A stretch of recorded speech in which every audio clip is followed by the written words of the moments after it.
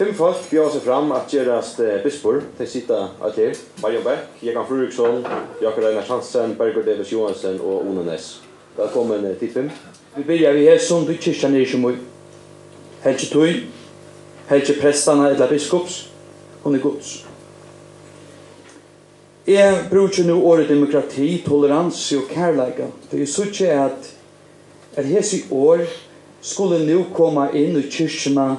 De kommer utanför fra kyrkjene, de kommer eisen innanför fra kyrkjene, Ludvig kan man säga. Men det som er lagt i året demokrati og tolerans og kærleika er ikke alltid det som vi kjenner atter fra Kristi og apostelen fra Guds året.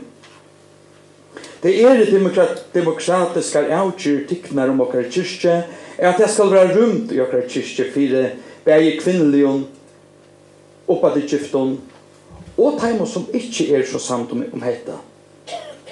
Vilja vi vire hetta demokratiet, eller vilja vi gjøre kyrkjene smallere. Toleranse høyre jeg, for ofte har brukt han ene veien. Jeg sverre atter toleranse som har genga boa veier om året toleranse skal ha nærkert som helst mening. Det er at kyrkjeligene har gongkår, at kyrkjeligene vil styrst ut her arbeidet ut i sentrala, at boa kristna bådskapen til frels for et menneske. Kyrkjan er ikke en prestakyrkja, er ikke en bispakyrkja, men hun er en folkekyrkja. Og til å si at folket i kyrkjene tar bådskapen og har eisen en tøyende leiklod i kyrkjene og har alltid haft det i følge. Tøy fer i eisen at det alt det de kan til å stia leikmannaarbeidet til som kyrkjene tar kyrkjelige rørsene gjør. Såleis at alt kunne være samt om at boa til som er det sentrale i kyrkjene Guds greie evangelium. Et annet som jeg ikke får lett står rent av, det er bevidtjende opplæring. Opplæring i kristne lærerne for okkara bøtnen, for okkara unga følge, for okkara følge som heilt. Vi vet at det er sånn som rekst i noen av ymskon, og til det kommer til det kristne opplæringsene, så kunne vi ha ymska meningar om det, men her er det ikke helt velstøtt. Evangelisk lutherskor folkekyrkjebiskoper er helt arvise setter opp av plass. Først av evangelien som til døme sier, men såleis eier ikke å være kritikken, men min største tikkere av midtlen være som min yngste, og tanner rævor som tanner tjener. Så gjerne jeg luftere som sier, at alt som er kropp i ordopen kan råsa seg av langt at være vukt til prest, biskop og pava, hovast ikke sømme seg til øtlån av virkene slukken embate. Og så gjerne gjør lagtingslov nummer 3 fra 7. juni 2006 i paragraf 11-14, der paragraf at biskoper er prester som omframt årsens tjenestål hever finnet lite tid, avstå omsjån og omsorgan ved biskopsdøden og i vukter til hesa tjenestål. Og i ången av heson er talan om nega valg, ikke ivervalg og en minne ha ivervalg, men ta til så eisene være lust som gastlet til antallet, så med vi så steg jeg minnes til. Og i lærerskolen av sinne var Viktor kallet i Heien Brohan, han lærdomshøll vid Londje Bujavo, tror jeg. Vi hittos altså i lærdomsens vøv og høllun, og var mitt av at biskoper skal være en lærde personer, at krøv være sett til utbygging hans herre. At lære er at åkna seg hodla vidan om sitt evne, og gauar forløykar til at inna sitt starv.